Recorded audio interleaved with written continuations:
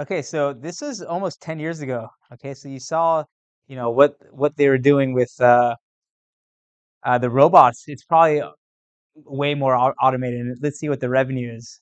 So they said 88 billion. So now it's whatever, 720 billion. Okay, so in the last 10 years, it's gotten a lot bigger. Um, let's see though. This is not from yeah, so of that, 128 is from like their cloud, AWS.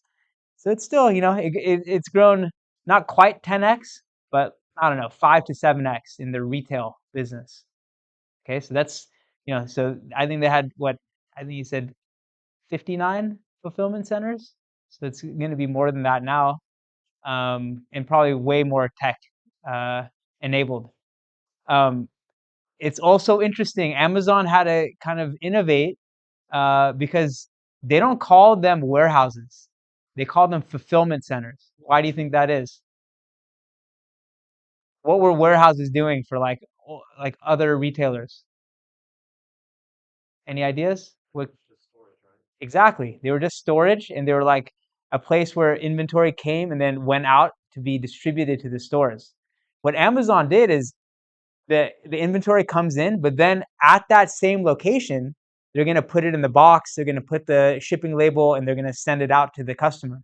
Right? So that is a whole logistical kind of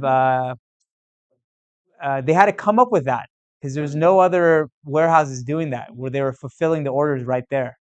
Okay, so that was a challenge in itself because you have to go through the inventory, pick out individual items of each thing with the orders and kind of put it into a box. And so it was it was a big business challenge for them to figure that out.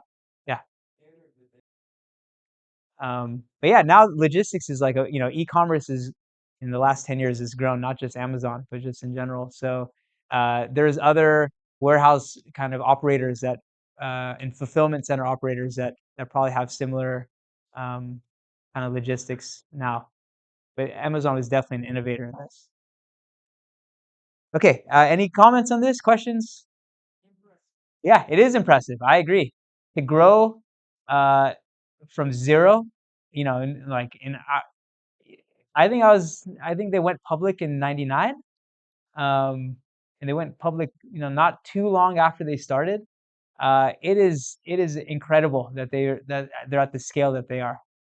It's like some people get lucky. I feel like there's some billionaires that are like, especially like the finance hedge fund guys that are, I think they're kind of in a business that's very scalable to begin with. Like analyzing a stock to buy 10 shares is the same as buying a million shares. But this is like a brick and mortar business, like you can't just scale this easily. This takes tremendous like planning and execution. And it's Bezos deserves the credit that he gets. He really did build something amazing in one lifetime, less than a lifetime.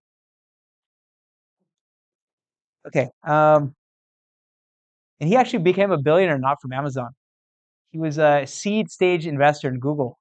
He like met the founders when they were first starting, and he saw that the idea is so great. He invested in their original seed round, and that's how he actually became the first billion he made was from Google and not from Amazon. So I think he's a smart guy. There's like you can read and listen to podcasts about Amazon. It's quite amazing what he did.